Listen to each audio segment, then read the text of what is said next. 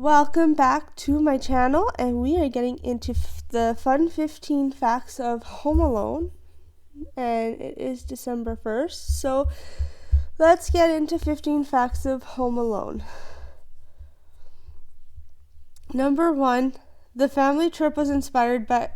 movie was inspired by a real family trip.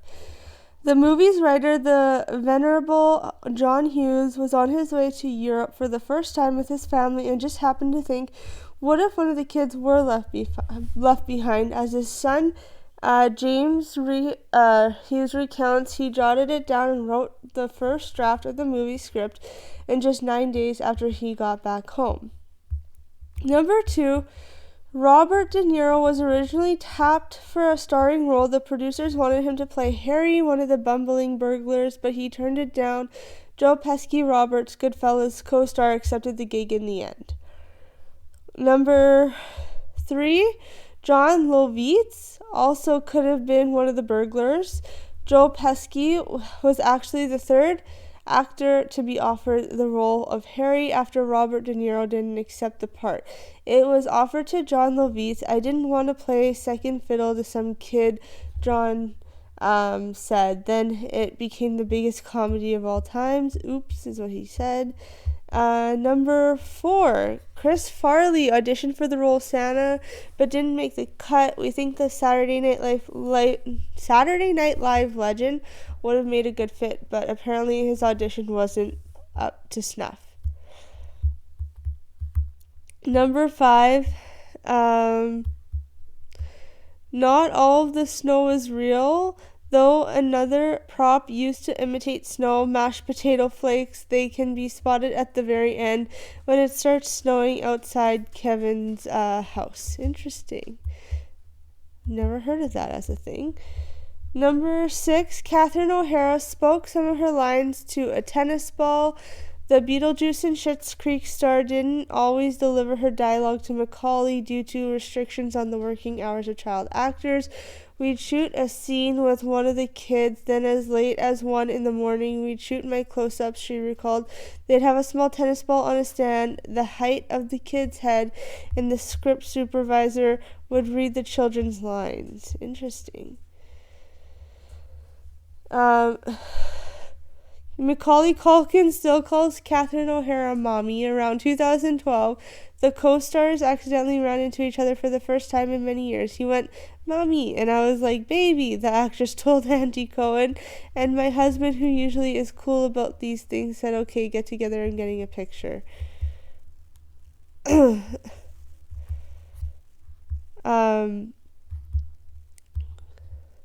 Number 8, Angels with Filthy Souls is not a real movie. The film that plays when Kevin is hiding from the pizza guy, Angels with Filthy Souls, was a mock short created specifically for the scene, is what I've heard this before.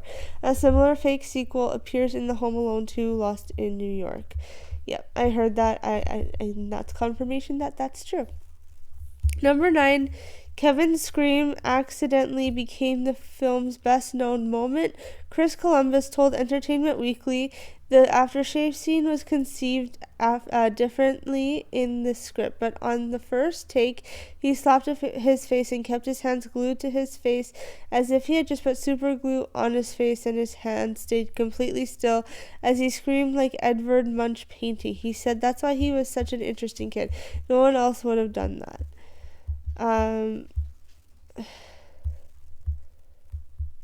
Number 10, Macaulay Culkin's now famous little bro makes an appearance. Succession's Kieran Culkin made his acting debut as Kevin's cousin Fuller.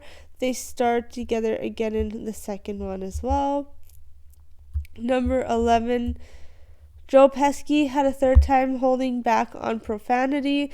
As Joe was used to more adult scripts and co-stars, the actor had to catch himself using curse words around set. Director Chris Columbus even advised him to say fridge instead of, the F word, and you know what that word is. Number 12, Macaulay Culkin barely watches the film It's hard for him to watch it from an outside point of view. When I'm watching it, I'm seeming like I'm remembering that day on set. The actor told Ellen DeGeneres in 2018, you know, like how I was hiding my Pepsi behind the couch. I can't watch it the same way other people can. Well, I would probably get that. It makes sense. I think it'd be hard for anyone, if you've been in a film, to watch, or not hard, but it'd be different. It would have a different feeling for you.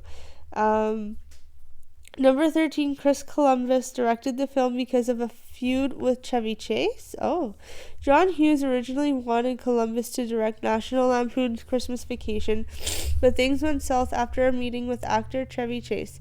I called John and said, "There's no way I can do this movie. I know I need to work, but I can't do it with this guy," he told Chicago Magazine shortly after he sent the script for Home Alone instead.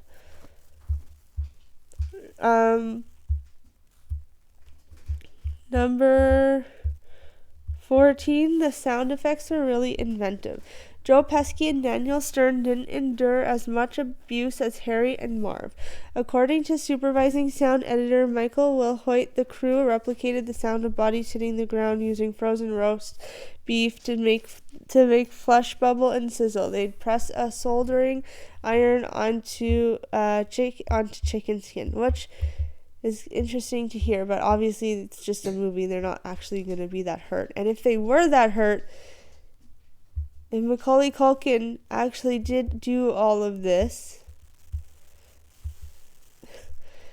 would there not be some prison time? Because that is, I get it would be out of defense. However, in reality, those two would be dead. That's how bad those punishments are, like the things that they go through, the obstacles during the robbery, they would be dead. Honestly, that stuff is unrealistic, but it was unalived. However, it's crazy to me how harsh those were. Like, they weren't just little like walking on Legos or running through to like tape, like a tape trap or something. I don't know, like they could have, if this was a real life situation, they could have been dead.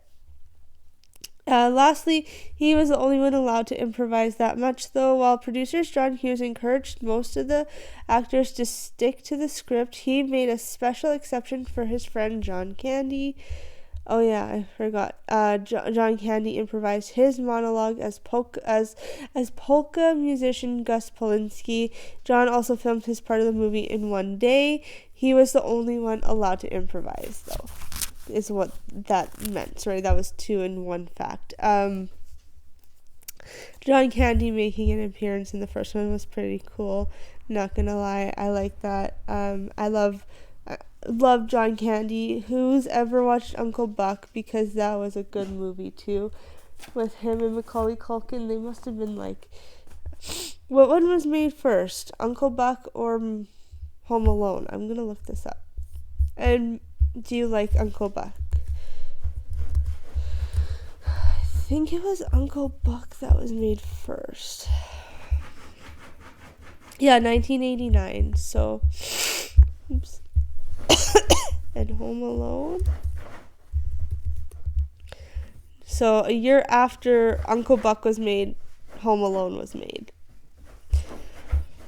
or released. So maybe they were all at the same time too. Like they were filming it both at the same or very similar periods. Thanks, Ivy. Oh my gosh,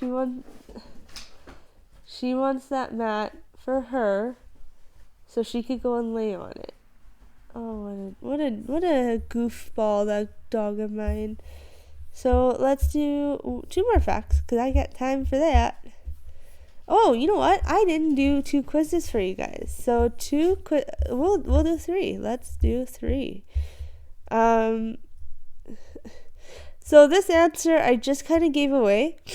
But in which year was the film Home Alone released? A, 2000, B, 2010, C, 1990, or D, 1986. So that answer is in the video somewhere. Number 2, how old is Kevin McAllister? A, 8, B, 9, C, 7, D, 22.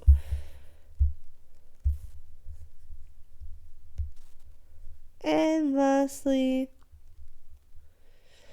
what kind of pizza did Kevin order? Plain cheese, extra pepperoni, Hawaiian, and chocolate and marshmallow. I've never heard of that one, but you never know. Maybe he ordered that one. Let me know in the comments below what you guys think and what Home Alone you preferred, the first or the second one. I know there's a bunch of other ones beyond the two. I think Macaulay Culkin's are like the two favorites though. And I do like the third one as well with Max Keeble. Well, I don't know his real name, but the guy that played Max Keeble's Big Move. I can't remember his name. I did like that one too. The rest are okay, but let me know what you think about the other ones. I'm curious to hear about it. You guys have an awesome rest of your day, and I can't wait to chat more. Bye now.